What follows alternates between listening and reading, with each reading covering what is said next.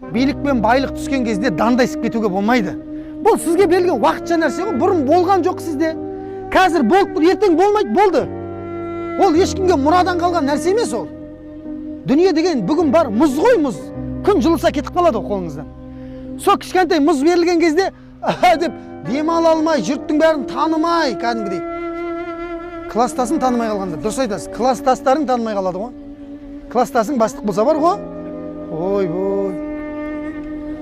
Төрден орын жоқ па деп ренжігендер бар дейді ғой. Баяғыда төменгі жақта шай құйып отыратын класстастар төрден орын жоқ па деп айтады дейді ғой. Соңғы атамандар. Не дейсіз ал мысалға?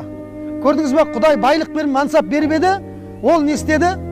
Көтере алмай қалды. Жоқ, байлық пен мансап келсе, бұл сенде болған жоқ, уақытша деп өзіңді жеңіп отыр дейді. Осы сабыр деген дейді.